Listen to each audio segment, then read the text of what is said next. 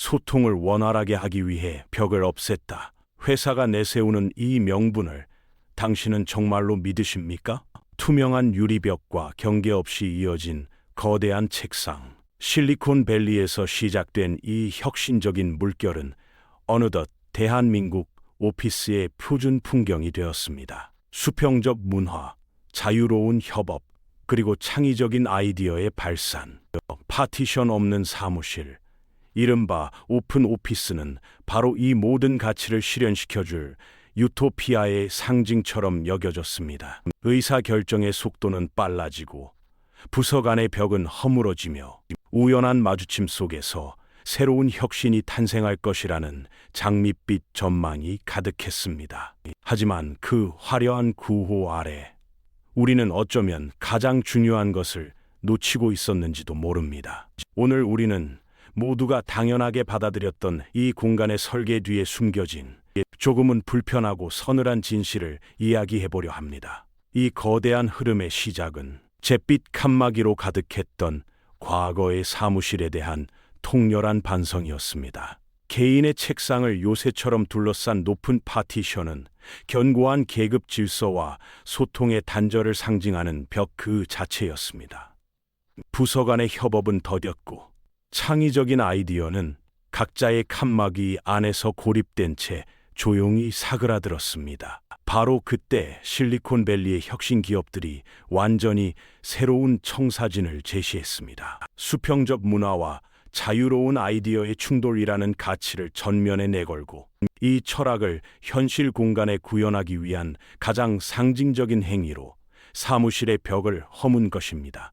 파티션이 사라진 공간은 모두에게 열린 유토피아를 약속했습니다. 직급에 상관없이 누구나 자유롭게 의견을 나누고 복도를 지나치다 나눈 사소한 잡담이 세상을 바꿀 혁신으로 이어지는 곳.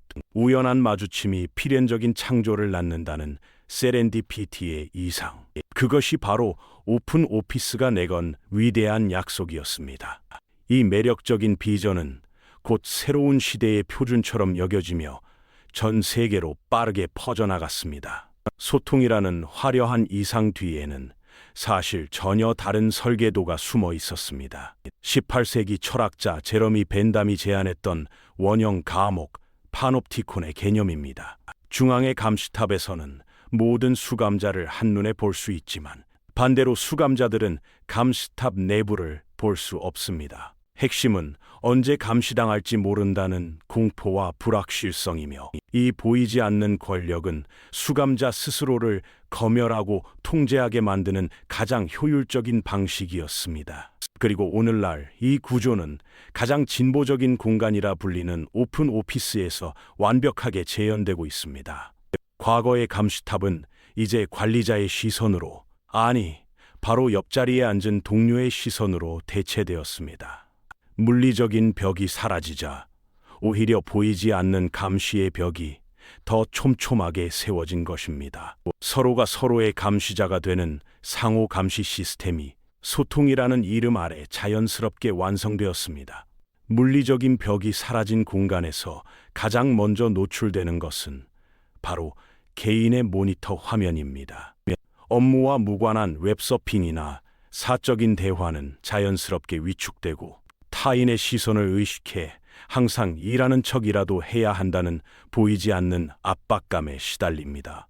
이러한 자기 검열은 화면에만 머물지 않습니다. 사적인 통화는 물론 동료와의 가벼운 농담이나 회사에 대한 솔직한 의견 교환마저 극도로 꺼리게 됩니다. 모든 것이 공개될 수 있다는 불안감은 우리의 표정마저 관리하게 만듭니다. 결국 CCTV 같은 직접적인 통제 장치가 없어도 직원들은 스스로를 정해진 규율 안에 가두게 됩니다. 이는 관리자 입장에서 가장 효율적인 통제 방식, 바로 보이지 않는 소프트 컨트롤이 완성되는 순간입니다. 소통을 위해 벽을 허물었다는 이상적인 목표는 그러나 가장 역설적인 결과를 낳았습니다.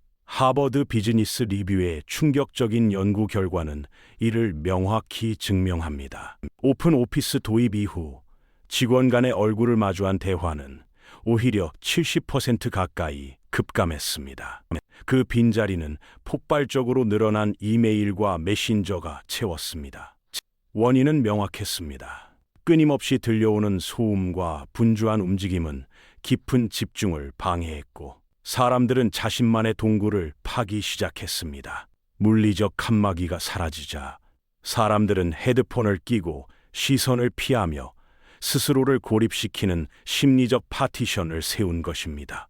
또한 모두에게 공개된 장소에서 중요한 업무나 민감한 이야기를 나눌 수는 없었습니다.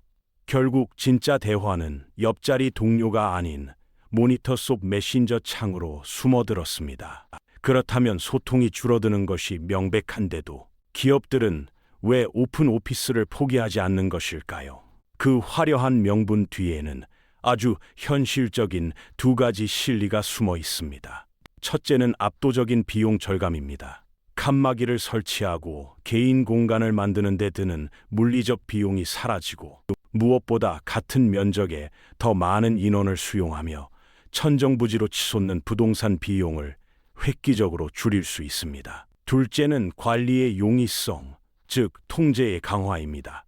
관리자는 단 한 번의 시선으로 모든 직원의 근무 태도를 파악할 수 있습니다. 누가 무엇을 하는지 즉각적으로 인지할 수 있는 이 구조는 항상 바쁘게 일하는 조직 문화를 시각적으로 강제하는 가장 효율적인 수단이 됩니다.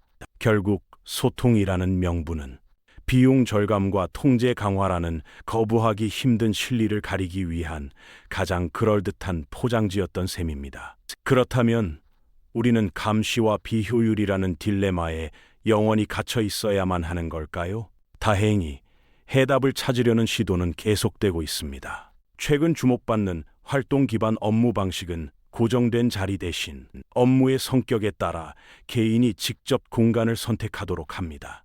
깊은 몰입이 필요할 땐 방음 처리된 집중 공간으로, 동료와의 빠른 논의가 필요할 땐 개방된 협업 라운지로 이동하는 것입니다. 혹은 개인의 프라이버시를 지켜주는 독립 공간과 소통을 위한 공용 공간을 균형 있게 배치한 하이브리드 모델 역시 효과적인 대안으로 떠오르고 있습니다. 결국 이 모든 시도의 핵심은 공간의 형태가 아닌 조직의 철학에 있습니다. 눈에 보이는 통제를 통해 생산성을 강요하는 것이 아니라 보이지 않는 신뢰를 바탕으로 자율성을 부여하는 것. 진정한 소통과 혁신은 바로 그 단단한 심리적 안정감이라는 토양 위에서만 비로소 꽃피울 수 있습니다. 파티션 없는 사무실. 우리는 그곳에서 소통이라는 이상을 선물 받았지만 그 대가로 자율성이라는 가장 내밀한 가치를 내어주었을지 모릅니다. 투명한 유리벽과 탁 트인 공간은 수평적 문화를 약속하는 듯 보였습니다. 하지만 그 투명함은 역설적으로 우리 스스로를 얽매는 보이지 않는 감옥이 되었습니다. 서로가 서로의 감시자가 되는 시스템 속에서 진솔한 대화는 메신저 창 뒤로 숨었고, 창의적인 아이디어는 타인의 시선을 의식해 싹을 틔우지 못했습니다. 결국 본질은 벽의 유무가 아니었습니다. 진짜 문제는 감시를 기반으로 효율을 추구할 것인가, 아니면 신뢰를 바탕으로 자율성을 보장할 것인가 하는 조직의 근본적인 철학에 있습니다. 물리적인 벽을 허무는 것보다 중요한 것은 구성원 개개인이 심리적 안정감을 느끼고 실패를 두려워하지 않으며 자유롭게 자신의 목소리를 낼 수 있는 문화의 벽을 세우는 것입니다. 지금 당신이 일하는 공간은 어떤 모습입니까? 사라진 파티션 앞에서 정말 더 많은 소통을 경험하셨습니까? 아니면 탁 트인 공간 속에서 오히려 더 깊은 고립감을 느끼셨습니까? 여러분의 책상, 여러분의 모니터, 그리고 그 너머의 시선들에 대한 생생한 경험을 들려주시길 바랍니다. 그 이야기들이 모여 이 거대한 사무실 실험의 진정한 결과를 증언하게 될 것입니다. 진정한 혁신은 모든 것을 볼 수 있는 열린 공간이 아니라 모든 것을 말할 수 있는 안전한 공간에서 시작되기 때문입니다.